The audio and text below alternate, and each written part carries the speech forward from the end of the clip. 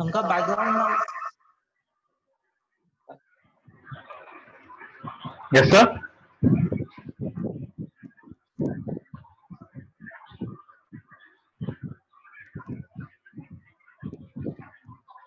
कुछ background noise की तरह लग रहा था, तो मैंने पूछा कि शायद इको आ रहा होगा। मैं 2 सिस्टम से लॉग इन कर रहा हूँ, क्योंकि अगर एक बंद कर जाए वॉइस तो चलता रहेगा। Yes, sir. Sir, we are live right now. अभी 31 people have joined. So हम क्या करें कि let me just add you as a panelist, then you can start it off, right? Yeah, you can make me panelist. I will start sharing. Yes, let me just fix this. I'm having some issues as well here. Okay, just give me a moment, okay, sir? Okay.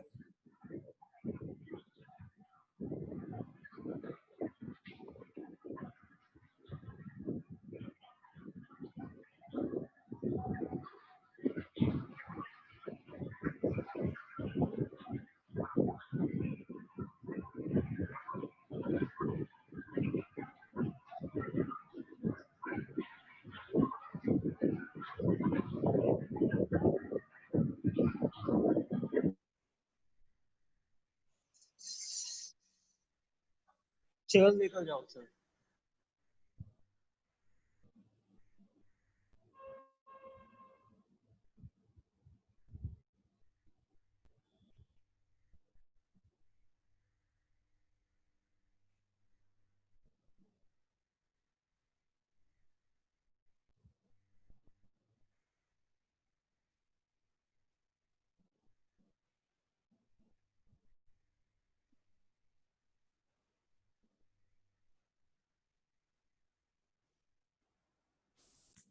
Hello. Yes, sir. Yes, Yes, sir. You're audible. Yes. All right.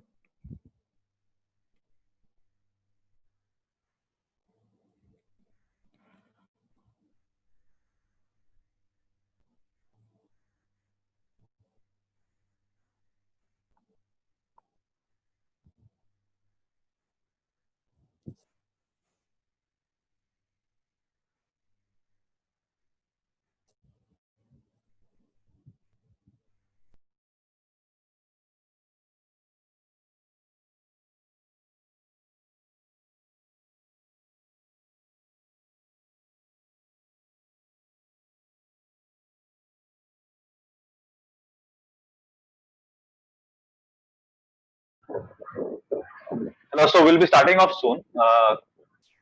Kindly hold on. Just fixing some issues, and we'll be starting off soon, exactly at 3. Meanwhile, let people join in. Thank you so much for coming for today's session.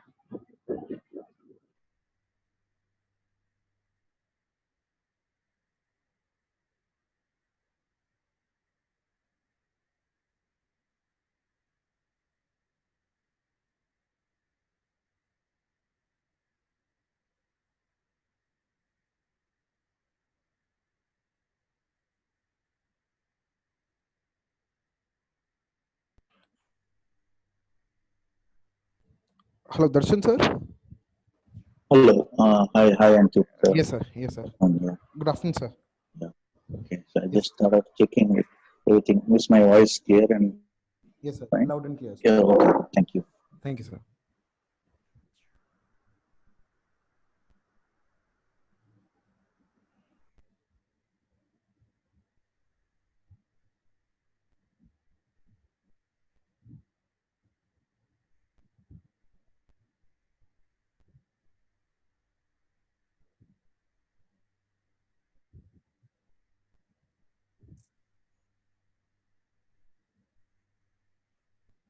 उनका Yes, yes, Rahul, you're loud. So Can you now can he you has start? made me panel. Yes, Yeah, yes. Can you I will start start. sharing your screen? Yeah.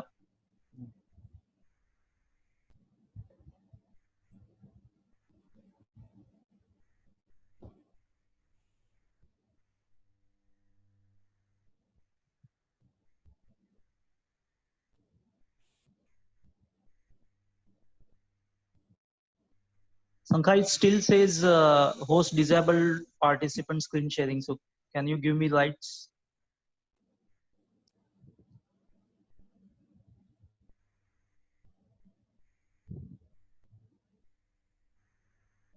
Okay, now Yes, I sir. Now can you see. must get it. Yes. Can you see my screen? Yes, sir. Okay.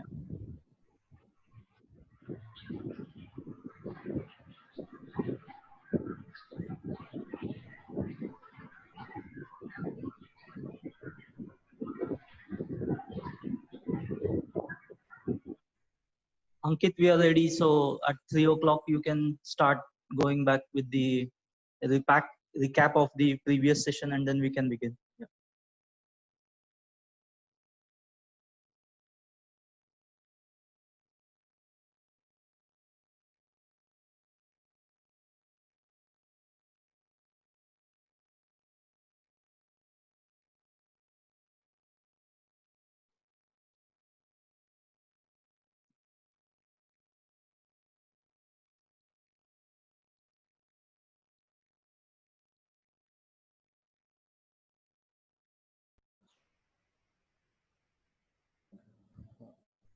Uh, Thank you for joining us this afternoon, and it has been a great pleasure to do these sessions. My name is Ankit. Uh, I'm the co-founder and director of Objectify. So previously we did a session on conformer cooling, where we discussed upon the technologies of injection molding, die casting. We discussed what are the defects in molding.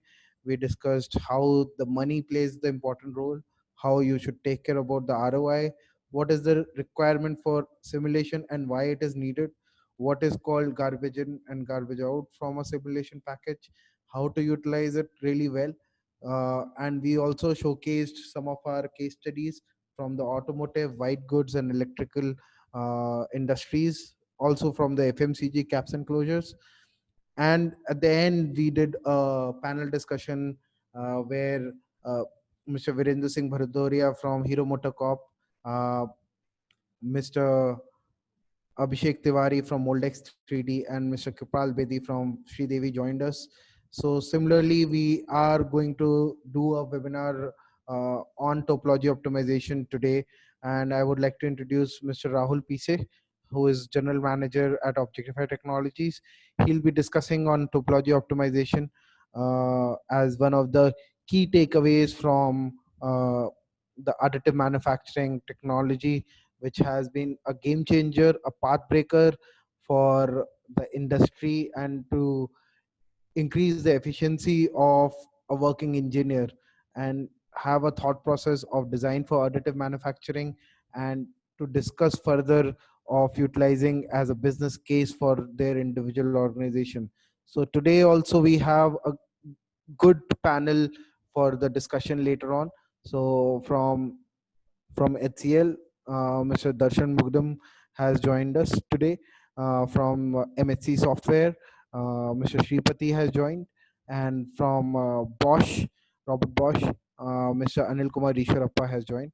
So Rahul, if you want, you can start right away. Thanks, Anil. Thanks, Ankit, for introducing me. So I will get into the core topic and begin now. So thanks everyone for joining in, our panelists as well as the audience.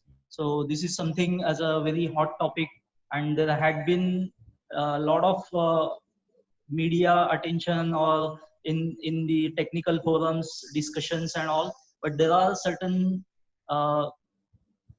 myths that we need to demystify, as well as how to practically utilize what is being done as a innovative software packages or different sort of processing technologies that you can capitalize on. So we will take a deep look into that and address those misconceptions and bring you the case studies and the practical innovation that has happened in different segments of industry. So we will discuss around 3 case studies today. Uh, and we have 3 panelists from our service provider partners for softwares or some of our customers. So they will share their perspectives and opinions as well. So before we go into the core topic, again, as per our usual practice, we want to have a poll so that we understand where currently our audience is. So Sankha, can you run that poll? So the poll is regarding awareness about finite element method and modeling and simulation techniques. So can you run that poll, Sankha? Yes, sir. The poll will currently go live. I would request everyone to please give in your inputs, submit your answers. You'll see it pop up on your screen.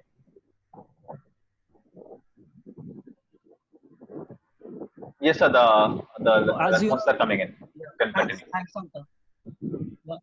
Yeah, it has appeared.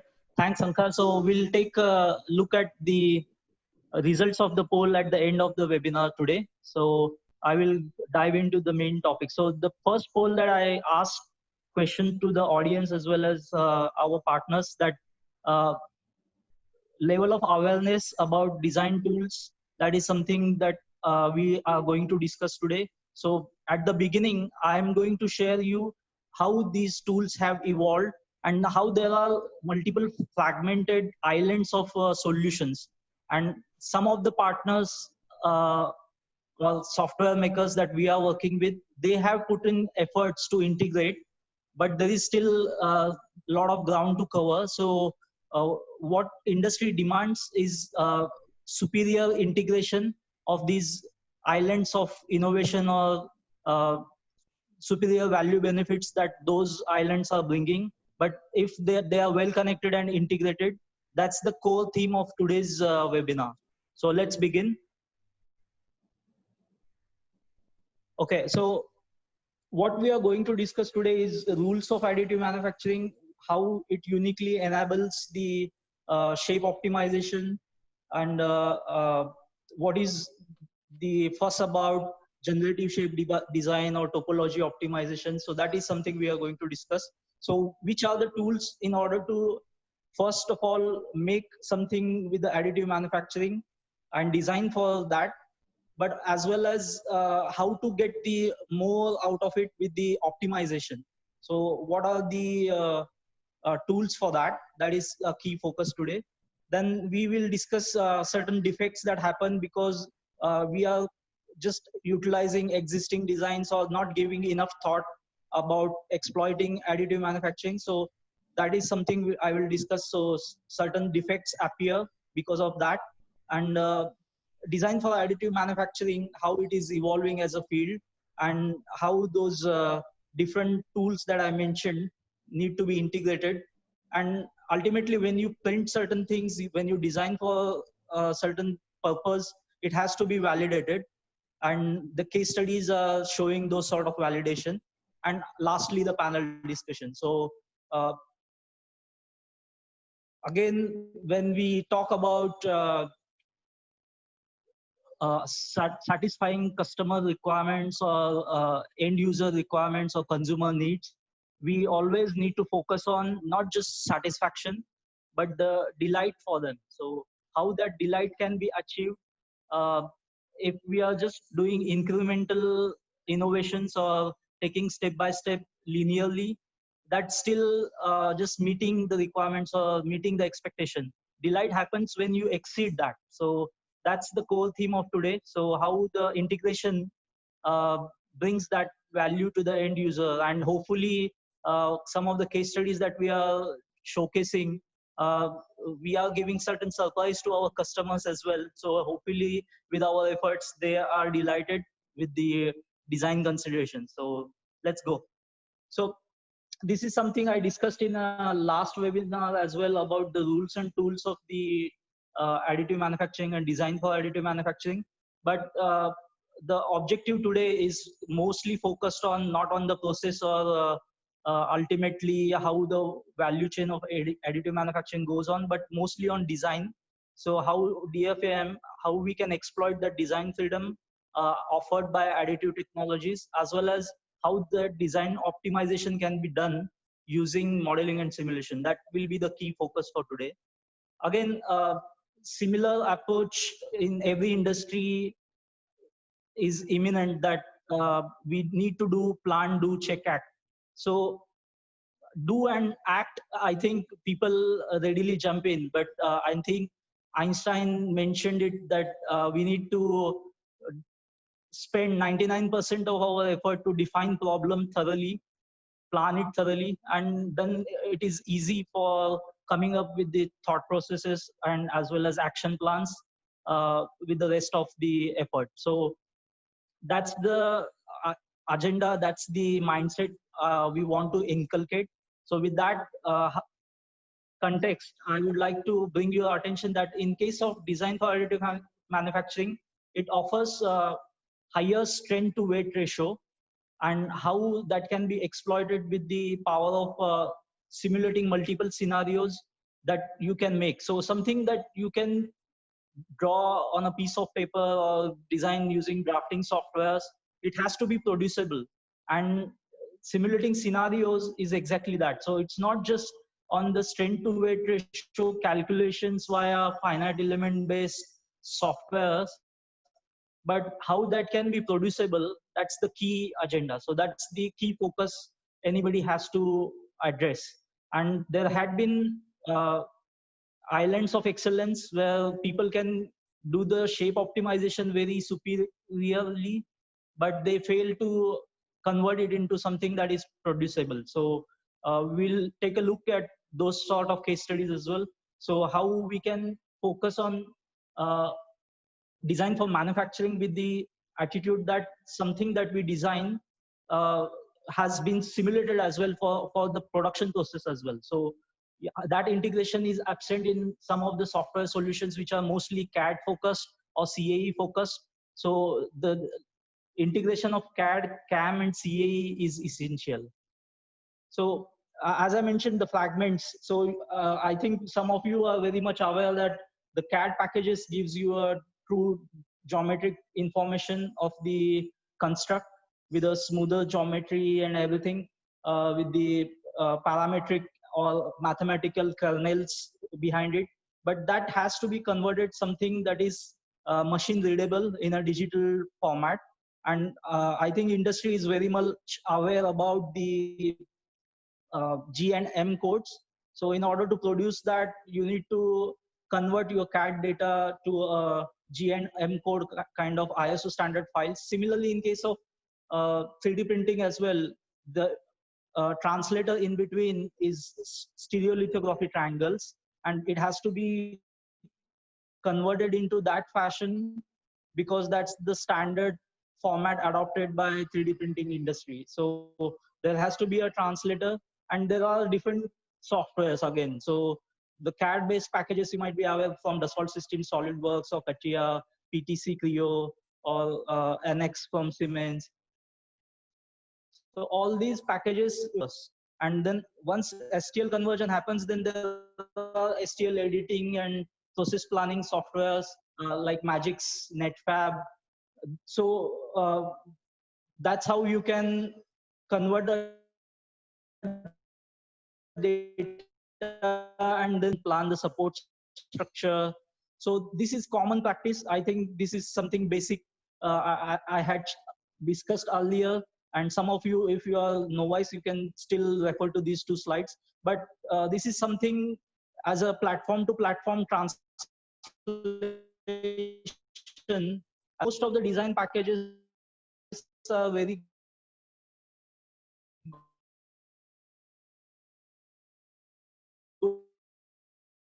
good with the solid data modeling as well as like IGA. With the this specific technology, since they convert to STL file and the process is driven from that STL file, there has to be software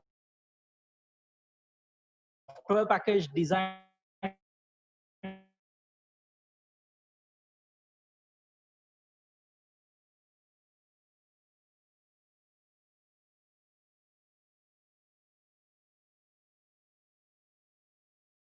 solutions and integration based on that package. So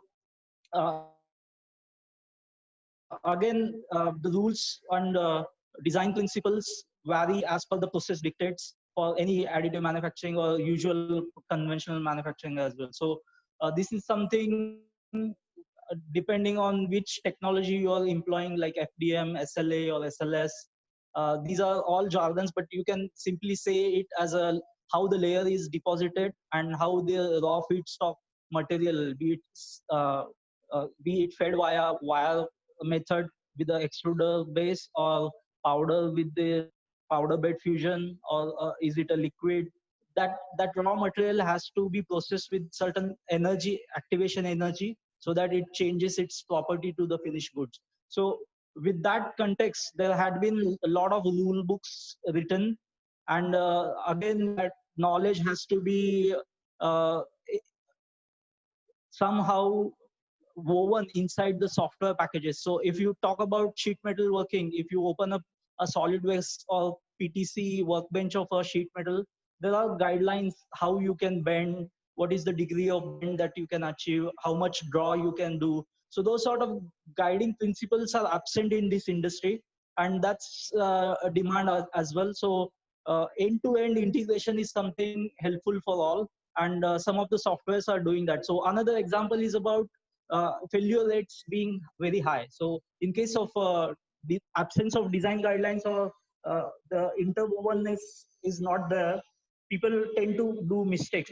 especially the novice users or someone who doesn't have a visibility over the nuances and the details that production process, as well as quality requirements or fitment requirements, that part that you are going to design and manufacture. You didn't give that level of detail, then the failures are quite often. Then pursuing that design principles with a very objective manner is essential, and that's what Purdue Engineering C Design Lab did. What they did is they had a certain design principles in terms of complexity, functionality, and material removal or tolerances. So what are the nuances? There are check boxes for that, and you can score it, and you can calculate the risk profile of your components. So again, but this is a very manual process. There are no automations, and that is something we need to uh, request software developers. And we have today in panelists one of the software developers. They will showcase in one segment of industry how they had been pulling together these type of principles built in, and so that the generative design can be faster and hassle less. So we'll take a look into that. So when we are doing any sort of process planning, what we look for is a safer and faster production, then least amount of wastage in support structures in this case, easy access to remove those support structures, similar like a casting industry, right? So you want a faster turnaround, less amount of risers or feeders, and how you can remove the cores from it. So something similar you can think about in additive manufacturing as well. So you want higher yield and faster production rates. Similarly, how certain FEA based packages allows you to reduce the risk. So in the conventional industry like casting, machining, there had been software packages where it can tell you during the process itself where exactly you need to address certain issues like stresses happening, or because of the hotspots, the uh, some sort of a porosity appearing, or that sort of stuff in casting industry. But in case of additive manufacturing, the bigger problem solving we need to do is about residual stress assessment and prediction, then how the thermal deviations are happening because of them. Because in case of powder bed fusion, in case of metal, that will be the focus for today. we are going to discuss most of the components around it.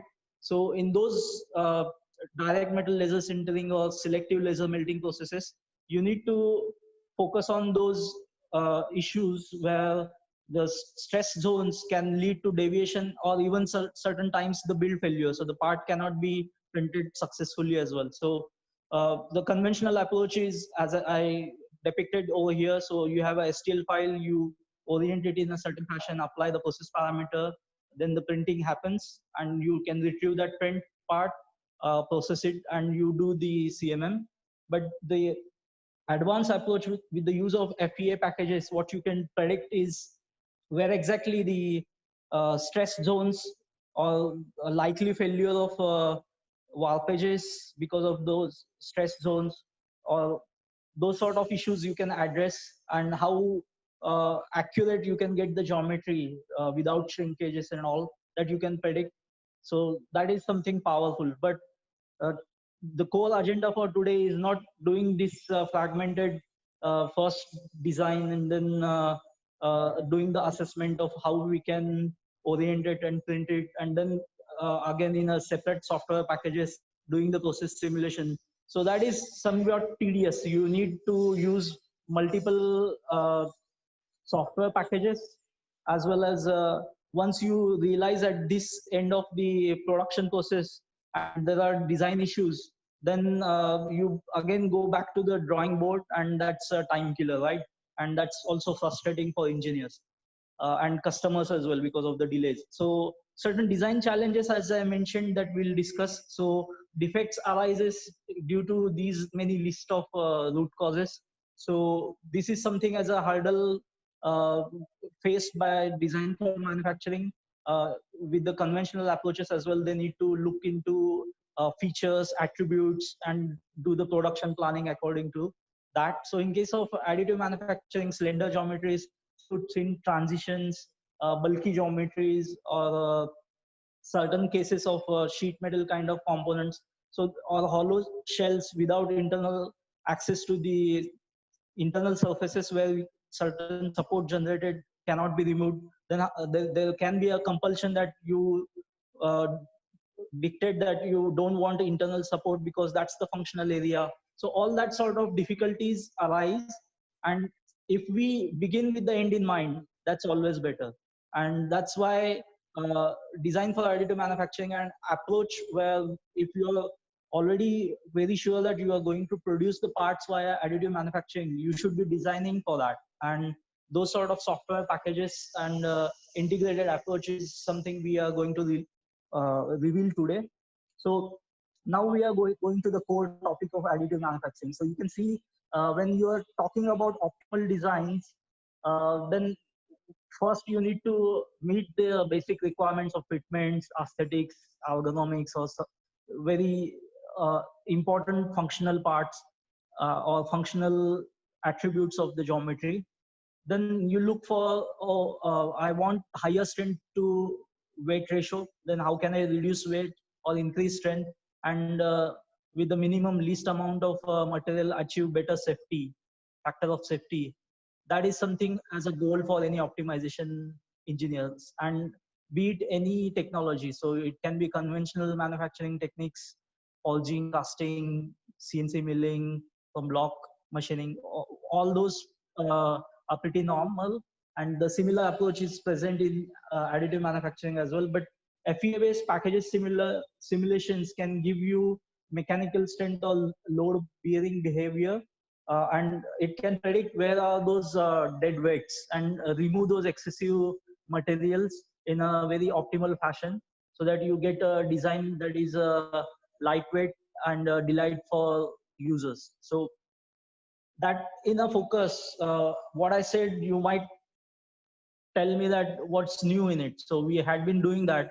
So what workflow as a software packages I'm mentioning, the CAD and CA, that is something the conventional industry is also doing. What's new that I'm talking about? What is that very highfalutin or high fire type of words being used as a topology optimization? That's nothing new, in fact. So from a solid, bulky to optimized shapes, people had been trying to do that, and up to certain extent are successful with the conventional approaches as well. You can see in case of gears, the solid block gears, vestiges of a material is quite a lot.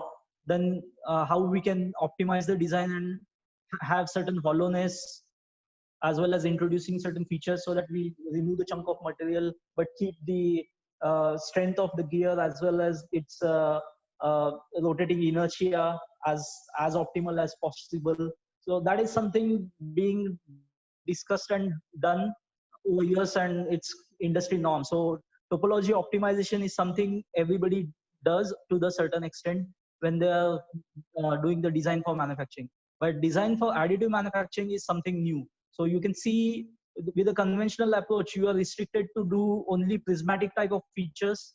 And although you did the topology optimization, you are bound by that 1 degree of freedom absent because of the production processes. But in case of 3D printing, you can have undercuts, overhangs up to a certain extent, and you can design powerful. So I will show one example. You can see a small animation running over here. So this is a structure or a geometry designed for quadcopter. So those UAVs you see, unmanned aerial vehicles, or some sort of toys as well these days. People are using those quadcopters. I think DJI and IdeaForge, these type of companies are competent in this area. And they there was a project where they wanted to have an optimal weight and integrated geometry so that the fitments are absent. So if you have those 4 quadcopter arms holding the assembly of 4 quad rotors, the arms have to bear the weight as well as the load, that is dynamic load, that is coming because of the twist and turns motions that they are going through, or the motor load or the wind load uh, against which the motor has to perform to do the movement forward and by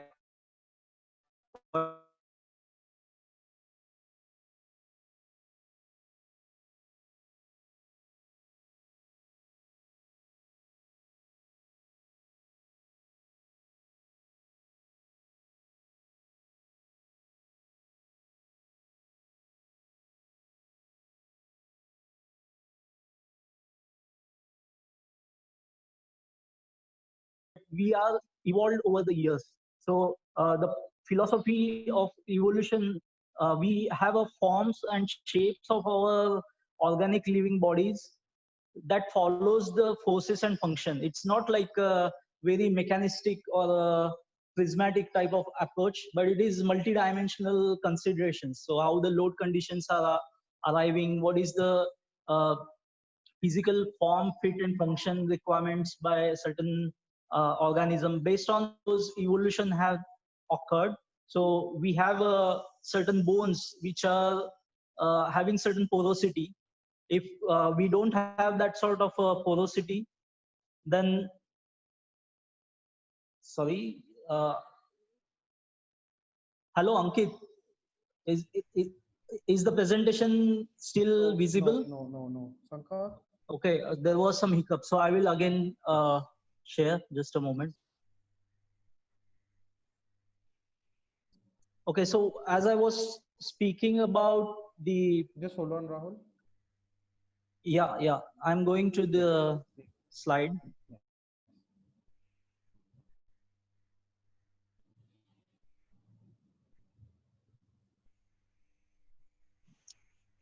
Is it visible now? Yes. You can. Okay. Yes. So as I was speaking about how the evolution occurs, so some of our bones are hollow. That's why we can carry our own weight easily. If those are all dense, then it is very difficult task to do the daily walking, running, those sort of activities. And even in case of birds, those hollowness are even a higher magnitude with the large air pockets. So the next slide, you can see how the structure evolves. So human being arms versus the whale or a frog or a bat. So each one has to use that sort of arms or ligaments in order to propel themselves. So the structure is changing accordingly. And the evolution I'm depicting in case of automotive industry, you can see at the below. So in legacy formats, it used to be a very bulky columnar members. Nowadays, with the advent of forming technology and adoption of it in a scale magnitude, you can have a I section, C section sort of beams that you can form it and make a lightweight structure. But ultimatum is in order to achieve even higher strength to weight ratio that you can achieve is using the 3D printing and organic shape formation via generative design. So that's the topology optimization or generative design.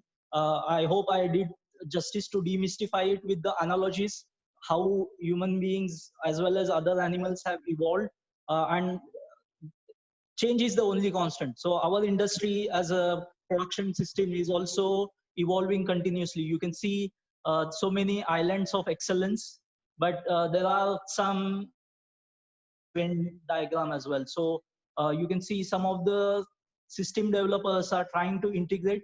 They are not just islands of excellence with the only CAD packages or CAE packages or CAM packages. So there had been some sweet spots achieved with Dassault, Siemens, and Hexagon. So one of such player, Hexagon, MSc software expert, is with us today. So with that, we'll go in some of the principles and how that process had been shaping up in this segment of software development.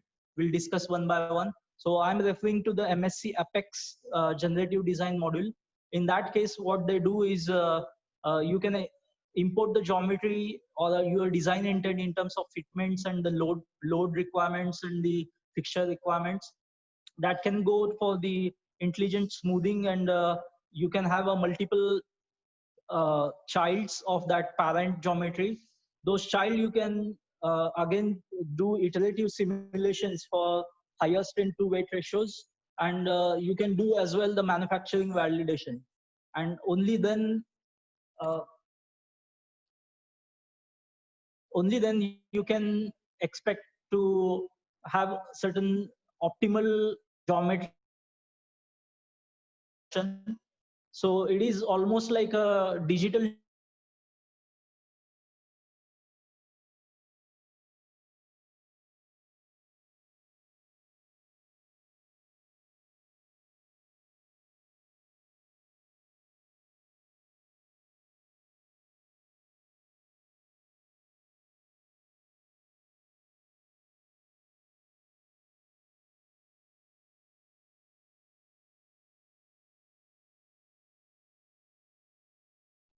another case study is about a frame being used in a very specific application where the load conditions are given like this.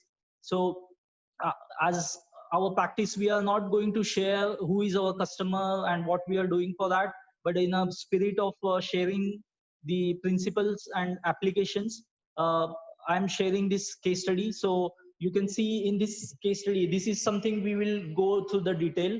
So the first two case study, one was the international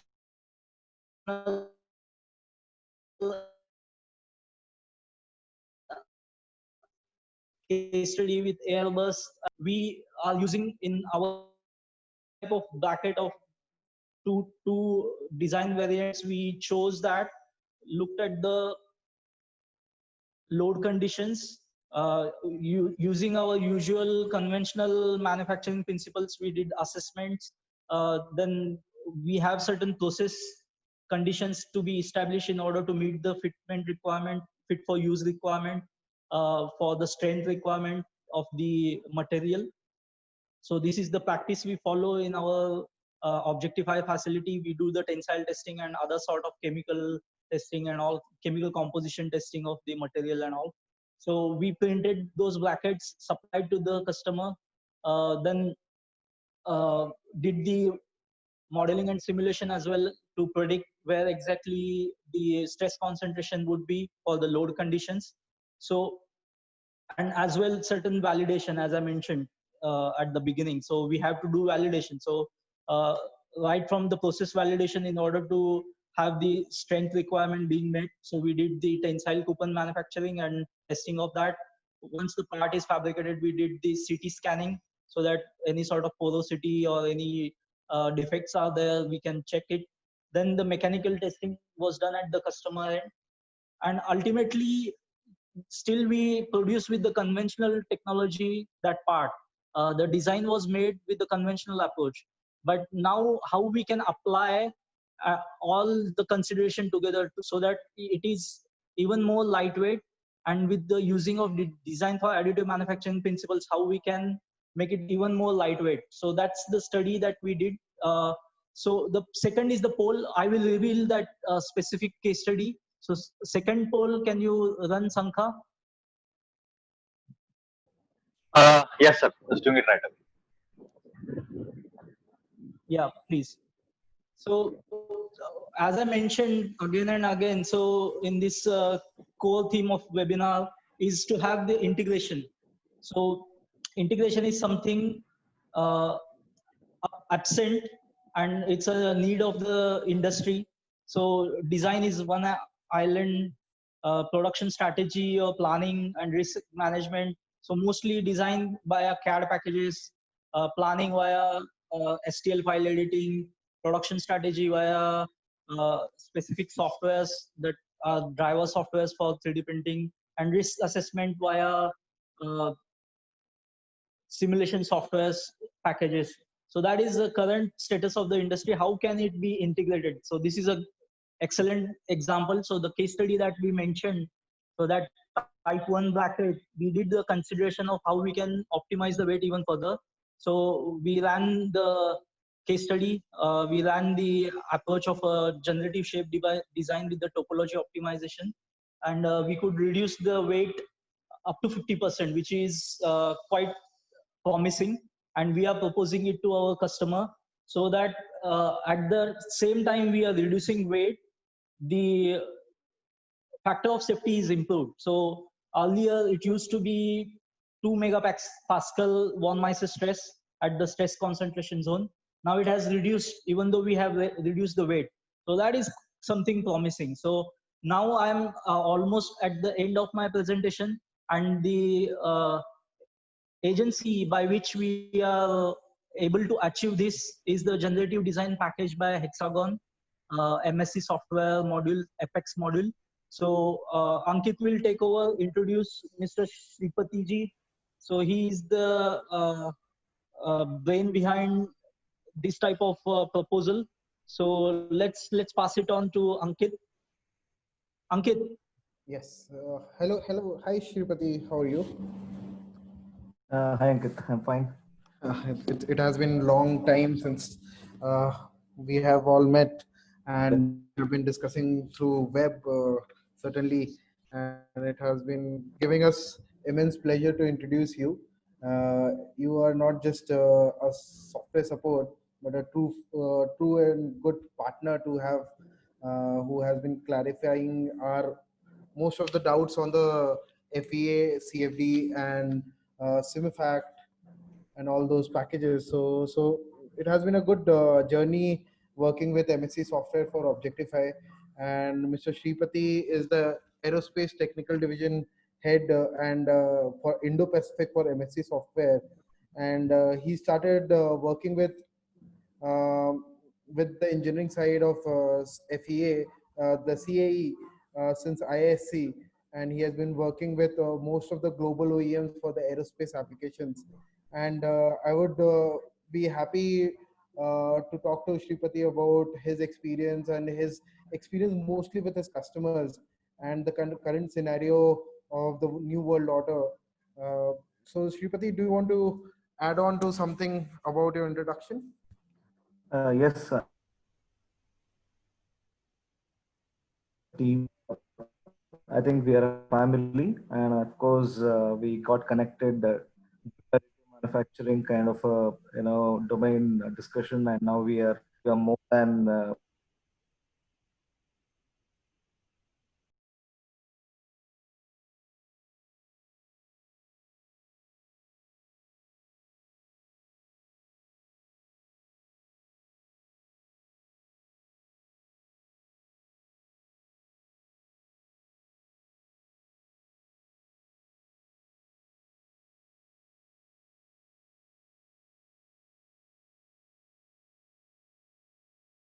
done together with Objectify.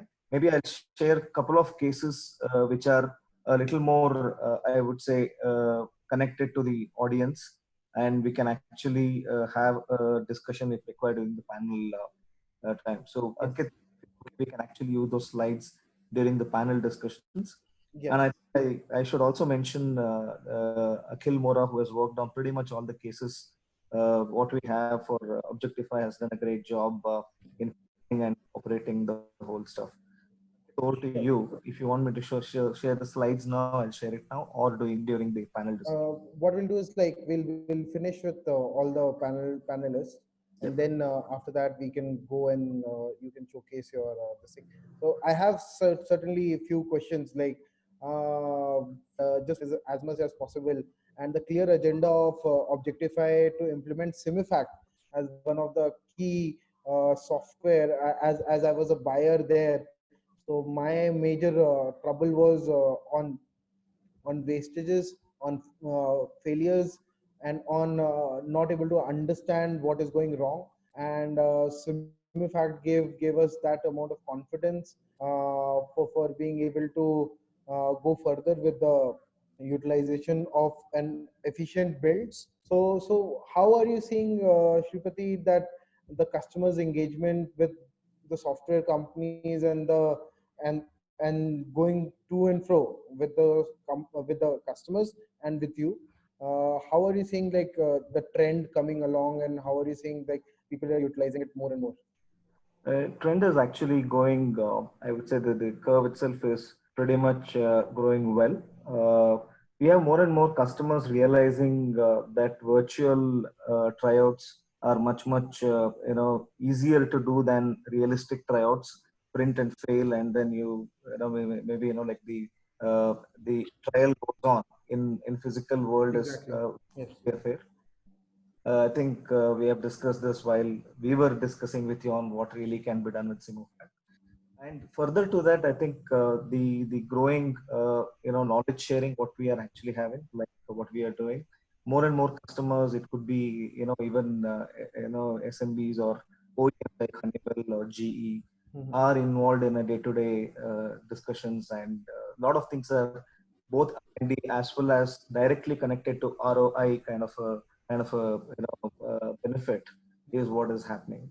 So can you define like what kind of customer profiles you're working as? Like, can you help me understand like 95 percentile of your customer, how are they approaching the problem statement currently with MSC on generative and topology optimization? Yeah, there are mainly three kinds of customers who are there. One is OEMs, who are the internal customers, means somebody of the same division or other division produce a part for their own consumptions. They don't really do any services for the external customers. So they are self-consumption ones, maybe of the sort of Honeywell or even to an extent GE, global organizations.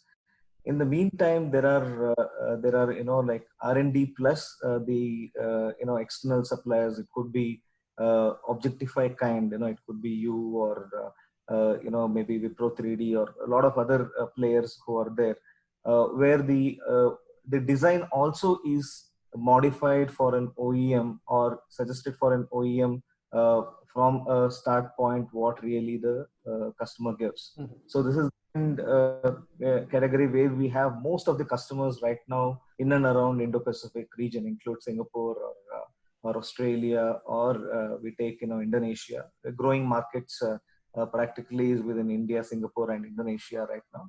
And we have the third kind, where we have entrants, or we call it as those who are design bureaus, but they don't print, or they don't get into the details of printing, or they don't even printing services, but they would like to do design services alone. So those could be even engineering services, or a little more engineering services. We call it a consultancy agencies. They are also the ones who are associated. So these are the three categories where we are seeing that there is a growing activities going on. So how do you approach a problem statement from let's say, aerospace customer asking you for some support on, let's say, topology optimization?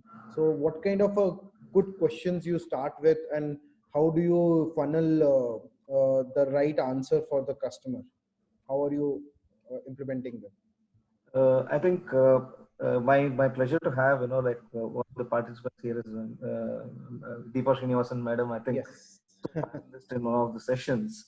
I think she can also maybe add on to this because the immense experience what she has got. So what we will go with a strategy of knowing the components behavior in a particular assembly. For example, if it is a component like bracket, is it actually in a load carrying area, or what kind of loads do really come to that?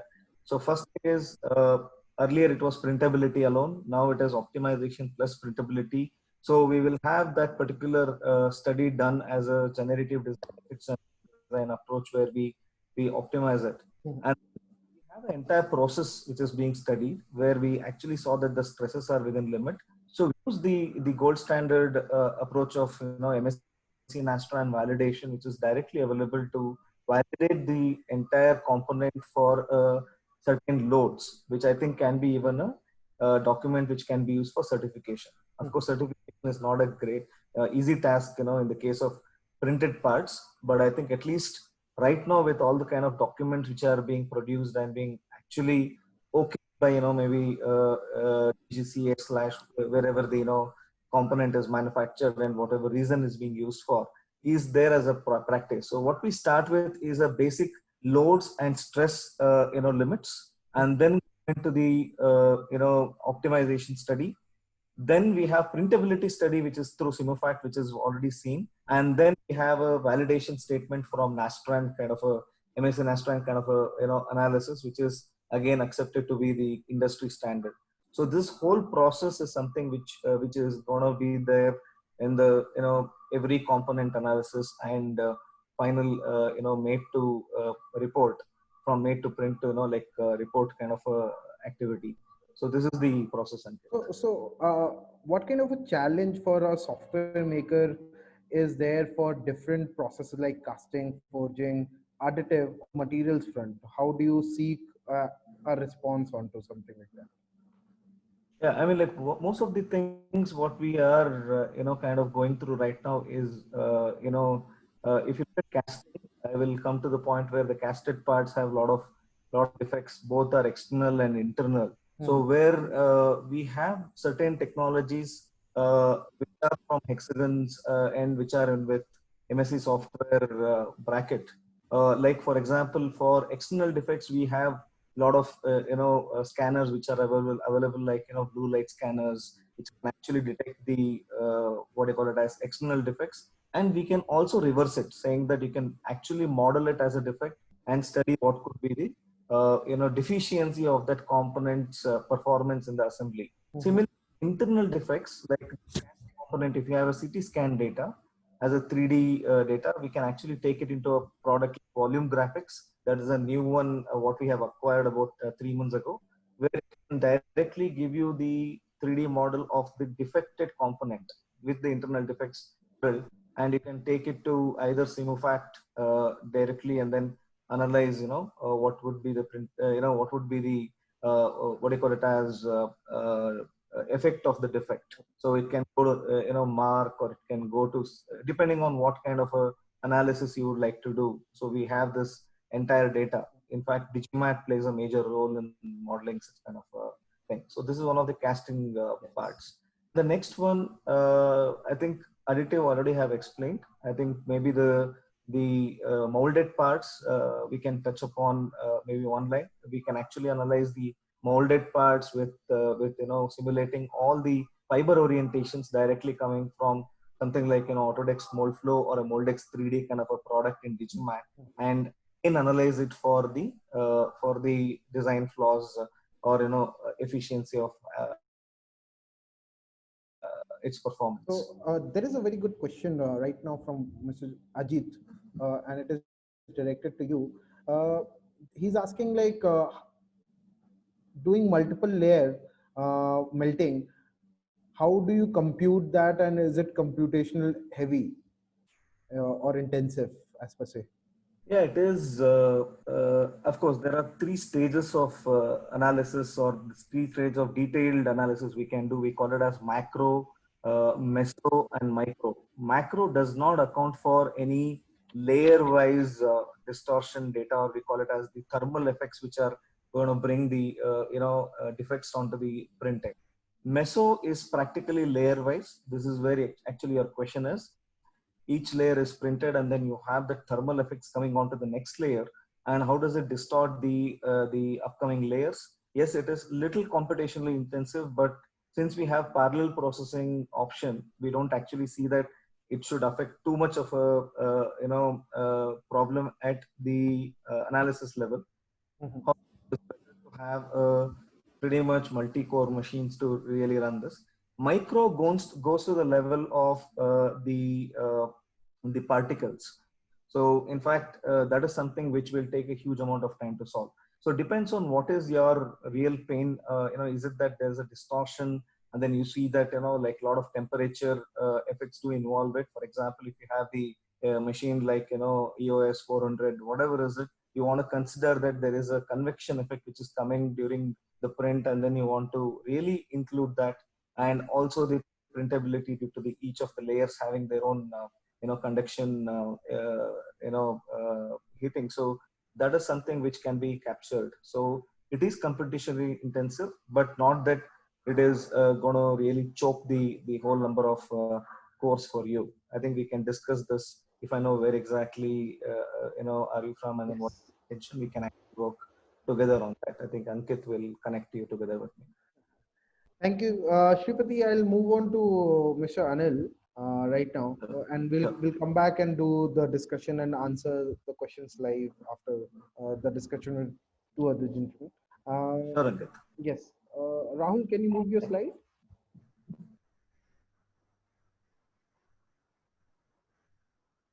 Rahul. Uh, Yes, I did. yes. Hello, hello, sir. Anil, sir, are you there? Can you hear me? Yeah, Ankit, good Good afternoon. afternoon, sir. How are you? It has I'm, been I'm good. again. We have been working for past couple of years together, and we. So I would like to introduce Mr. Anil Kumar Ishwarappa. He's a technology specialist at Robert Bosch, and he has more than 8 years of experience in additive manufacturing, and he comes from a different background as per say like most of our panelists today. So he's sitting in an OEM and trying to analyze which are the parts and which are the components he can work on as additive, and he's trying to implement that in his supply chain itself. So he has to do convincing to his own company. So that is where his thoughts comes from, and he has been working with Objectify for almost 2 years, and it has been great pleasure to get introduced to your projects. So thank you for joining us. Yeah, thank you, Mr. Ankit. It's been really good journey we had so far. Yes, sir. Before that, I would like to say thanks to the entire Objectify team for inviting me for this wonderful webinar. I really appreciate to the entire team. Ankit. Thank you so much, sir. So, sir, any further introduction if you want to add on to whatever I have said, so you can go ahead. Yeah, we are actually, we call it as a center of excellence for entire Asia Pacific region. So we have more than 8 factories which are located in different parts of India. So we usually we visit their shop floor. We will try to understand their problem statements and then collect all the necessary information and give solution through additive manufacturing. We are just an enabler for additive manufacturing, and for this we should actually have both pros and cons of additive manufacturing and then traditional manufacturing. So this is what I would say, very crisp introduction from my side. So, sir, just with the start, I would like to ask you, how do you select a right component, or do you have a strategy for part screening for an AM fit component? Yeah, Ankit, we at Bosch strongly believe that additive manufacturing can be a future game changers in the manufacturing and the supply chain scenario. So our approach should be always pertinent. So main approach is most often additive manufacturing projects involves printing of parts as per the existing design, Mhm. which is designed for subtractive manufacturing and print as it is. Mhm. So I would say this way need not to be the most efficient way of adopting AM abilities. The primary approach for selection of right challenge for AMR, understand exact issues, application needs, challenges, including problem statement, collect all the informations of the part to be printed, means existing material, what is the lead time, what are all the pain areas, and if they have anything related to inventory, and then most importantly per piece cost. Mhm. And instead of understanding only the part information, we should understand the assembly info to introduce DFAM techniques like topology optimization, part consolidation, and lightweighting, Yes. and also look into pre and post process and its inferences on the current design. Mhm. Okay, having these inputs in hand, we can adopt DFM to migrate from conventional design to AM design. Okay, so furthermore, with the knowledge of application, hints from the user group, domain expert, we can definitely enhance the cost. Mhm. Okay, and then strength and the performance of the current design, which are being considered for the abilities of AM and hybrid manufacturing. When I say hybrid manufacturing, it is like a combination of additive manufacturing and subtractive Subtractive. manufacturing. So, sir, how easy it is to convince in an organization like Bosch? Because Bosch is not just an organization; it is like a complete new order kind of a thing. It is an MNC. It runs in different countries. So, how easy it is to for you to convince within your business group uh, for converting an existing design which has been done in a other process like casting, forging, or to additive manufacturing. So, how do you convince? How comfortable are you in convincing your organization within? Yeah, as of now, convincing our user group plays vital role in entire AM process time. It is really very challenging. Most often, when we meet new customers and who are like who does not have any idea about additive manufacturing from different domains and then background, Mm-hmm. we should try to understand the customer product lines and showcase some of the relevant key case studies which make them to quickly relate to their areas. For example, if we are meeting new product development team, talk how additive manufacturing will be useful in reducing overall design and manufacturing iteration, because before we get into series production, they manufacture series of different uh, uh, phases for validating their design and their materials. Yes. That can be definitely avoided. And if you are addressing purchase team or logistic team, talk about spare parts, legacy parts, and inventory parts. Okay, and as additive manufacturing, if we are redesigning for AM, we can meet performance and operational qualification Yes. data. If you are meeting MRO, maintenance, repair, and operation team, if the usually their pain areas are lead time due to high import cost, and then they'll have increased strategic inventory just to avoid the line stoppage. So make the key case studies to relating these different teams, and then approach. We should actually have complete 360-degree assessment plan to mitigate the risk involved and define the AM process accordingly. We all should bring the service concept to all our customers by harnessing the best of technology to cater to a growing future scope for manufacturing and then supply Mhm. chain. So, sir, what is your experience of a AM produced component in your supply chain kind of a thing? More than the success story, I am also interested in any of the failures also, because as an engineer and as a background for academics, I'm also interested to understand any success story and any of the failure story which you have faced through AM.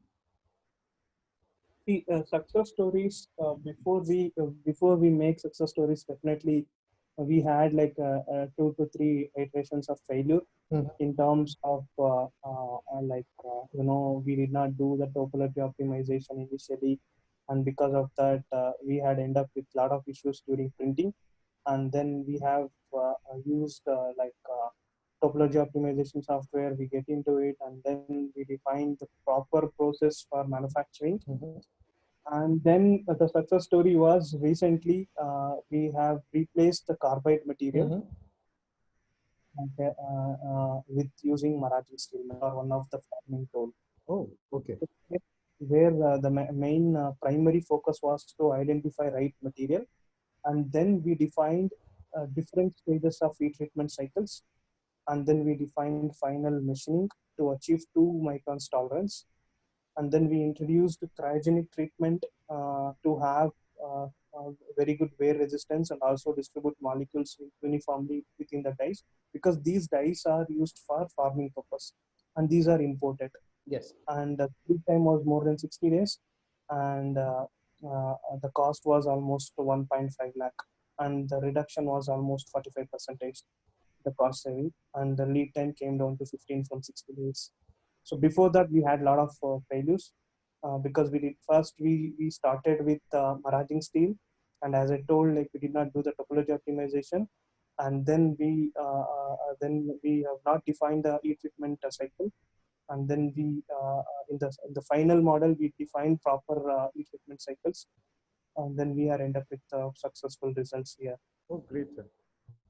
So, sir, any challenges currently you are facing in with the technology or the design side, or because you told about some legacy components. So, Yeah. if they are legacy component, if you're talking about Bosch, there must be components from way back in, let's say, after the Second World War, or just after that kind of time. So, a lot of components will not have the 3D models or something. So, those kind of challenges, how are you being able to tackle in the real time? Yeah. Ankit, we have in-house reverse engineering team. As I being an additive manufacturing team, we comes under new product development team. In new product development team, we have a different verticals. Additive manufacturing is one of it, and reverse engineering one of it. Mhm. For all the legacy parts, we did not face issues for making 3D CAD data or making the manufacturing drawing. If we have manufacturing drawing, then we straight away made the CAD data. If we have only the physical parts for internal usage purpose, then using reverse engineering operations, reverse engineering method, we have used 3D scanner, and then we developed the CAD data. Sure, sir.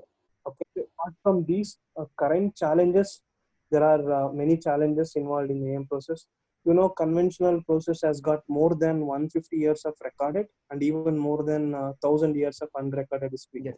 But still, we have some challenges. Mm. As I mentioned, we are the COE for entire Asia Pacific region. So we get lot of different inquiries from different customer for complete end-to-end solution, and also for printing support, only for printing support. But if you ask me what is the overall conversion rate from inquiry to product, is only 25%. The main reasons are the material limitations. Okay, we don't have limited materials when you take under the polymers and also under the metals. Okay, Mhm. and when it comes to machine limitations, build volume. Okay, the size of the components and number of lasers, laser speed, scanning strategy, and algorithms to understand the behavior of heat and heat transfer and dissipation. This actually making additive manufacturing very bulky, and it is very expensive. Even Mhm. though if they implement these kind of activities or these kind of features in the additive manufacturing, at the end of the day, customer is going to pay more cost. Inert gas adoption. The conventional process, we use only the coolant oil or water to make the component machining it off. We don't do complete closed chamber machining in conventional process. Only a few areas we do it. But in 3D printing, it demands inert gas adoption because of oxidation. Exactly. Not negative, it is one of the limitations for mass production. That is the reason additive manufacturing is not matured for mass production.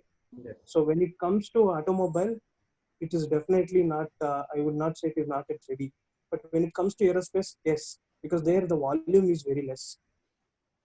And the repeatability, when it comes to AM process, repeatability and dimensional stability. These are the two current issues, I would say. So overall, apart from these materials, machines, and the process, awareness is AM awareness to all associates is very important. So that is one of the key drive. We should actually, as a designer, we usually think, yes, this can be done through die casting process, injection molding, press tool, forging, something like that. But designer, being a designer, you also should think it can be done through additive manufacturing. Yes, sir. So in that case, definitely we can address the challenges. Sure, sir. So, sir, I'll just move on to Darshan, sir, also. Then we will have a question and answer from the audience, live audience itself. And we can, because it's already 4. Rahul, can you move to Darshan, sir? Thank you, Anil, sir. I'll just come back to you in some time. Yeah, it's my pleasure, Ankit. Darshan, sir, good afternoon, sir. Good afternoon, Ankit. Good afternoon. Sir, hope you are enjoying the series as closely we work with HCL and Darshan, sir. So it has been a great journey with HCL also. So we have been working with HCL since, I think, again 2 to 3 years, and we have done several projects for their end customers on additive manufacturing and implementation into their supply chain. And we have worked from design to manufacturing to validation with Darshan sir and team. Darshan sir is the head of HCL Technologies Additive Manufacturing Center of Excellence, and he has been involving additive manufacturing with the engineering and the R&D services of different organizations, and he has experience in automotive, white goods, and medical instruments on a personal career basis. Sir, Darshan sir, do you want to add on to something? Yeah. Thanks, Ankit. Thanks for the good introduction. And first of all, thank you very much for organizing such a wonderful webinar series, which is a need of the hour, especially for the people in the additive manufacturing. So, rightly, as Anil also mentioned, like the awareness plays a key role in additive manufacturing forum, and which is rightly you are doing, just creating awareness and collaborating with multiple stakeholders. So thank you for organizing these kind of webinars. In addition to that, I would like to add HCL is an engineering service provider. We provide services to multiple customers across multiple verticals, and we are in center of excellence as an horizontal. We cut across all these verticals and provide additive manufacturing solutions for their R&D teams. So that's about us in short. Yeah, Ankit. Yes, sir. So, sir, just wanted to understand how is HCL additive team approaching their customers and trying to convince them about AM as one of the solutions? So, additive manufacturing, when you say additive manufacturing, it's not just design and printing alone. There's a lot more to it. So, we try to address our customers to provide solutions in a broader spectrum, right from identification till implementation, which involves not only the design, printing, and delivery, but also the digital part of it, wherein the workflow, providing and platform kind of thing. So when you say additive manufacturing, it's kind of a distributed manufacturing. It's not a centralized one. It's a distributed and connected. That's the terminology which being used. And you need to have multiple solutions to provide the customer to implement this particular additive manufacturing solution. So we try to address in that manner to our customers. Yes. So, sir, how do you see as we are progressing? What is the trend you're seeing sector-wise, and which are the sectors taking additive as one of the key solutions, not only on the part making side, but on the designing side itself? Yeah. On the vertical side, if you see, like I see a lot of things happening on the medical, aerospace, and bit of industrial. So to my experience, and into this, I see a lot of things happening on the manufacturing lines and shop floor. So that's where the usage has been more than usage is getting implemented. So in R&D, people are using a lot.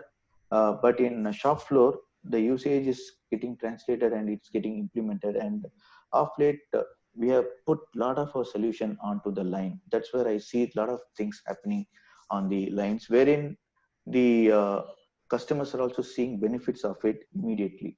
So that's where it's triggering more interest, and that's the area which is growing.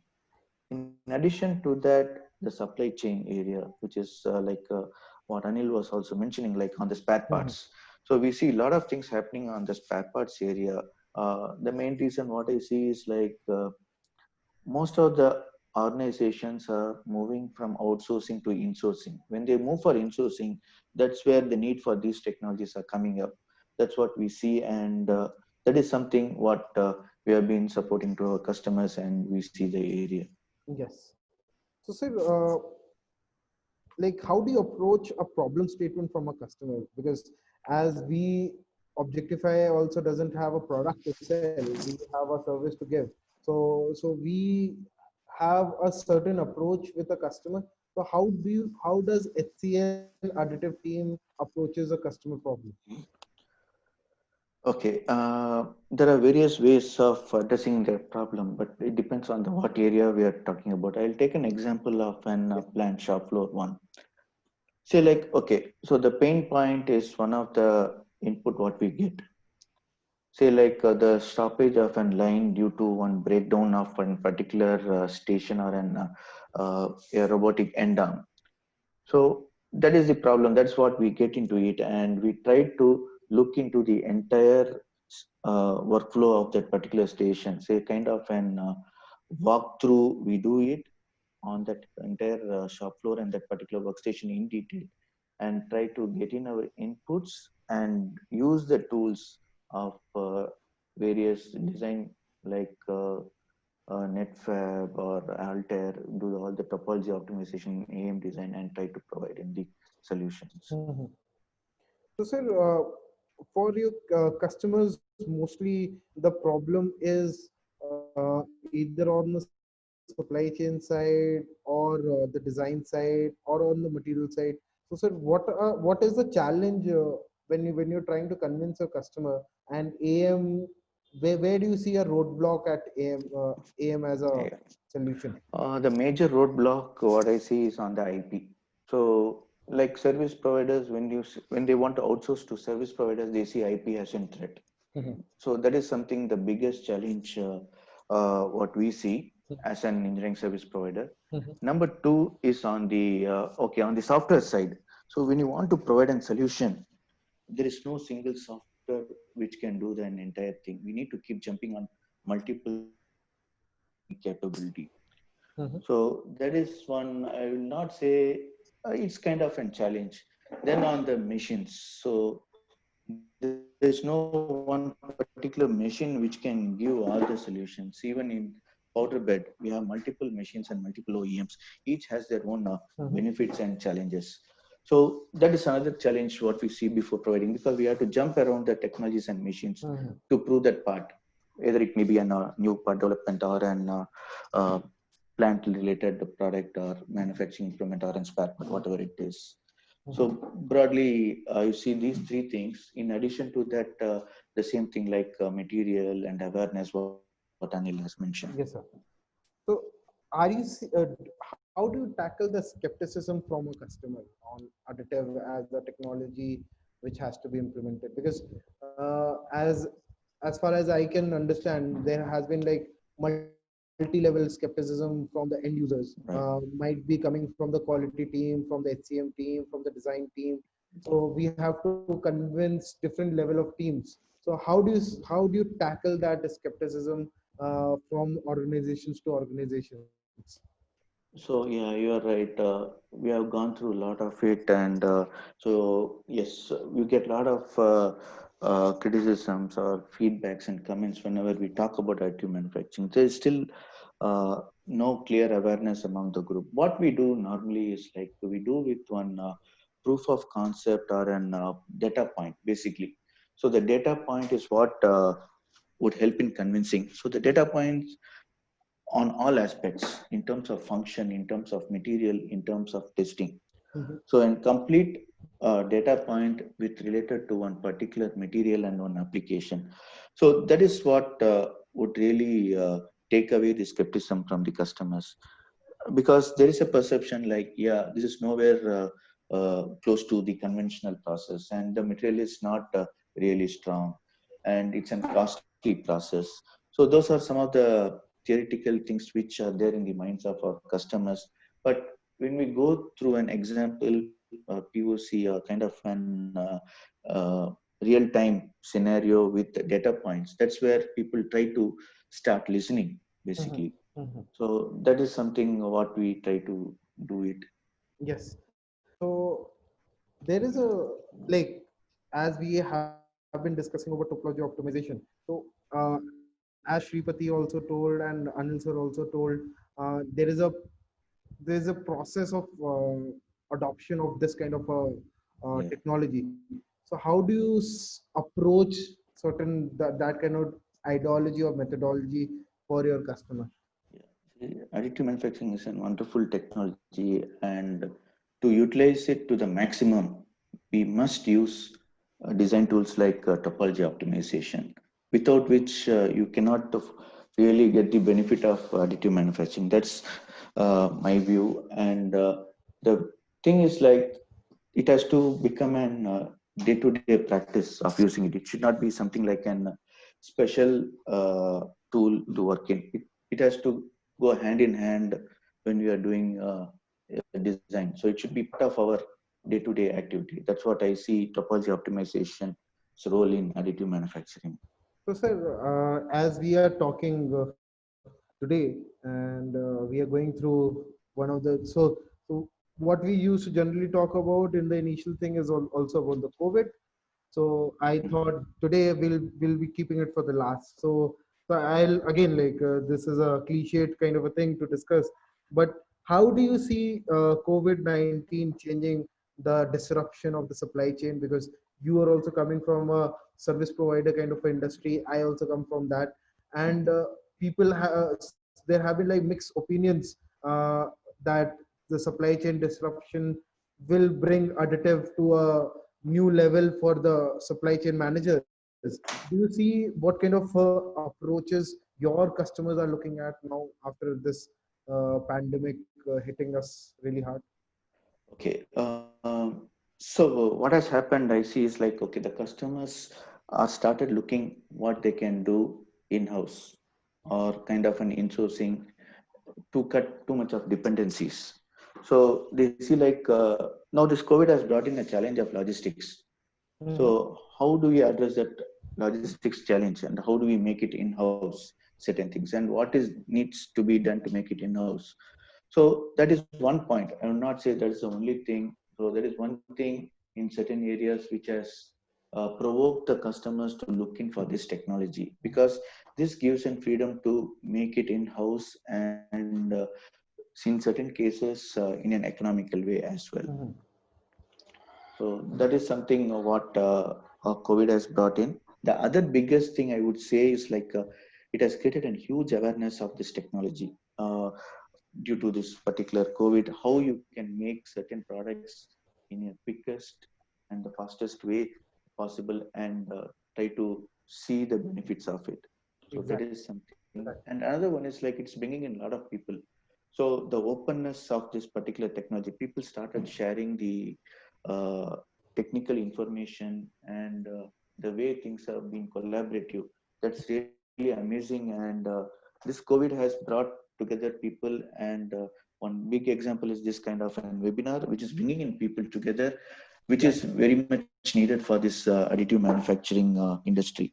So I would say like, COVID has really brought us together, and globally, so across geographies, I would say, and people started talking together, and so that's a great news which has been. Sure, sir. So, sir, at the end, before I end our discussion with you, I just wanted to check about something, a concept which has been a old word, but people do it as a collective thing, like sustainable designing. So Yeah. because you come from a service provider background, background and sustainable designs. And as COVID has affected everyone, but people have a different mindset that this is the time to talk about climate change and everything. And the design is the core center for any development. Design is the core center. So do you see any thought process on the sustainable design front? Yeah, I think the generative design thought process is something. It's a very interesting thing which needs to be picked up, because that's going to, because people are looking for optimization in all aspects, both in terms of cost, timeline, and the manufacturability. With additive manufacturing in place, I think the generative design has to pick up, and the awareness towards that and the usage towards that needs to uh, come up in a very big way. And I wish there are easily accessible softwares in the coming days for all these generative design technology. Mhm. All right, sir. Thank you so much, sir. Thank you for Yeah, joining us. And yeah, I'll just take one question for Shripati and one question for Anil sir, and then we can go ahead because I think I've already crossed the time. So, Darshan sir, thank you for joining us. yeah. Thanks, Ankit. Thanks a lot. Thanks for the entire objective fighting. Thank you so much. Anil sir, there is one question from Mr. Abhishek Shite. I just wanted to take it with you. Yeah, Hello. Yes, sir. yeah. So he's asking how challenging it is in existing manufacturing line or shop floor to select high impact parts and replace it with AM, like redefine complete manufacturing process, replace sub-assembly related components, and to justify the ROI and life cycle of the component with its performance. So, sir, if you want to answer this question, sir. Yeah. See, before we get into any kind of manufacturing, the screening is really very important. We have in Bosch we have an internal tool where we do technical and economical study. Okay, we have a four quadrant tool. When I say technical study, it includes what is the size of the components, what is the material properties, what is the function, usage, quality, and then the complexity. Okay, when Mhm. it comes to economic study, cost, quantity, and then imported. Okay, so if you say and we have like an internal tool, if everything is goes fine, third quadrant will be the good candidate for 3D printing, which is economically and technically suitable. Okay, when in that case we will actually go ahead for designing of additive manufacturing. Okay, once we do the design for additive manufacturing, and then we will define the manufacturing process, uh, uh, like we will identify material, we'll define heat treatment process depending on the end requirements. Okay, the heat treatment cycles again depending on the what kind of application is it. Okay, how much is the hardness it is required, what is the process of making this happen. Once it is done, we have like a new product development standard document which is available for conventional, which is used for checking the reliability data. We use the same data, and then because I would say 3D printing does only like a 75 to 80 percentage. It is I wish to say it is kind of an improved advanced casting process. The remaining 20% we have to rely on conventional process. That defining the life of the component, we are actually achieving through conventional process, that is heat treatment, cryogenic treatment, and also we'll most of the cases we did coating to improve the life of the component. So it is not just making the component, it is the complete life cycle from the design till the end use of the component itself. We Yes, have yes, to yes. take It care of. starts from screening the part till including, like as I mentioned in the first interaction session, you should actually know the pros and cons of both additive manufacturing and traditional manufacturing. Then only you'll be able to make the component successfully to replace traditional components. Sure, sure, sir. Thank you so much, sir. Thank you for joining us. I just wanted to thank you for taking time at such short notice for us. Thank you, Anil sir. Shripati, if you're there, I have one interesting question from one Mr. Iswar. Uh, Can you? Yeah, I'm here. Yes. So actually, Shripati, I wanted you to present, but I think we have already run out of time. And Yeah. so, Mr. Ishwar, if he's available till now, he had a good this thing that how do you define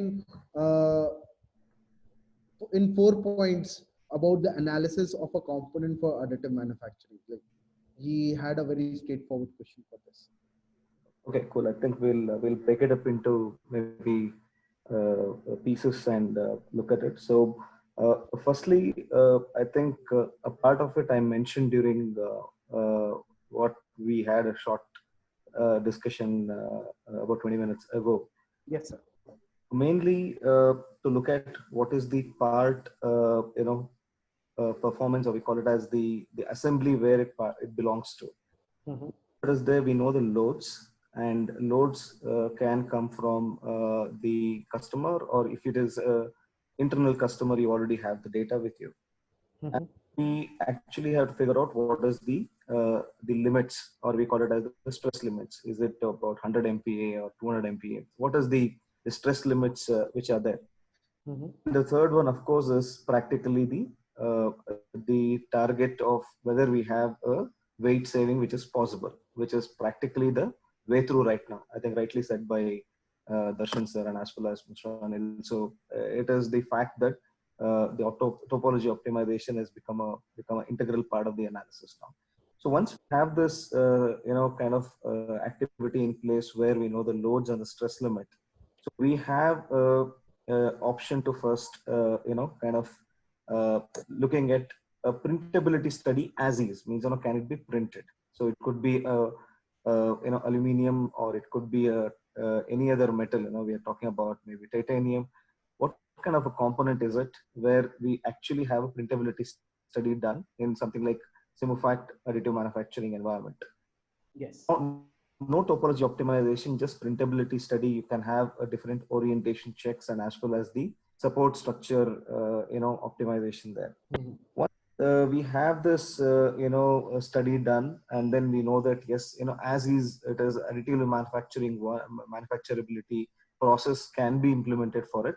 We can, if there is no plan that you want to reduce the weight, there is no way that you want to maybe look at saving of time at that particular point, means saving time or saving the material.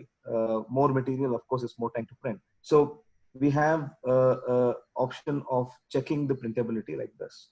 Okay. Second, he also mentioned, Mr. Ishwar mentioned, can I see the printability activity, or whether it's a possible activity to see that whether there can be a producibility of this using additive manufacturing. That's where the topology or generative design comes into picture, where we can actually generate a geometry with a topology modification to really see the effect of reduction of weight plus reduction of stresses also, because primarily the topology plays a role there.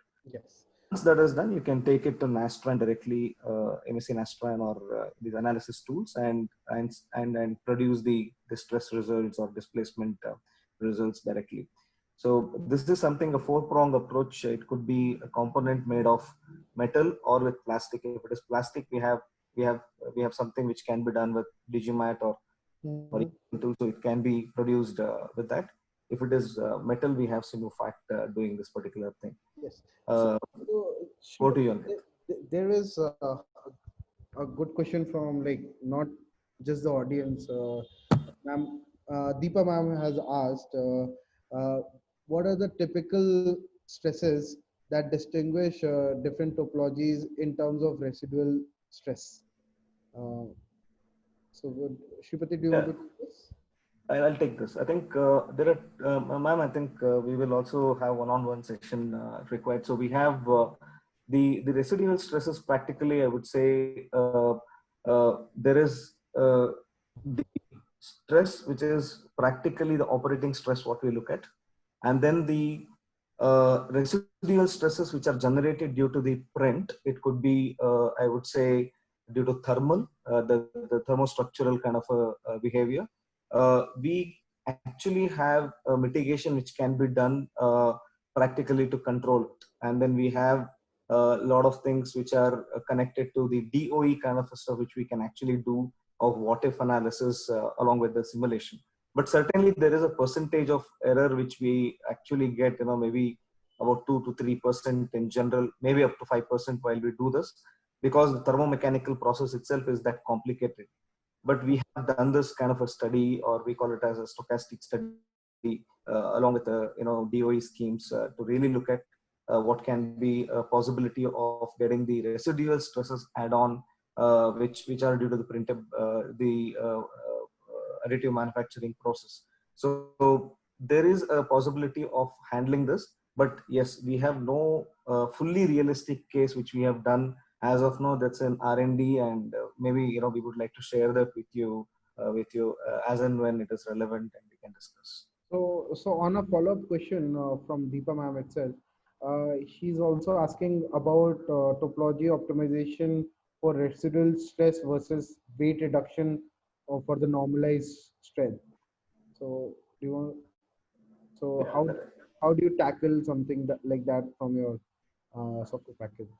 Ma'am, right now we have two different process. One is generative design as a process is disconnected from fully integrated study of printability and residual stress, but we are integrating that in the pretty much, I think at least 50% of this particular part of residual stress would also come in Apex generative design as an integral entity, where we don't go to the SimFact additive or Digimat additive for studying the residual stresses. So right now in Apex generative design, what we see is practically the operating stress, which is reduced due to topology optimization, but not due to the printability as such. So the residual stresses part is still delta over what we see as a part printed as is, if at all. So this is something which we have proven over having the usage of Apex generative design and SimFact additive together, because both are actually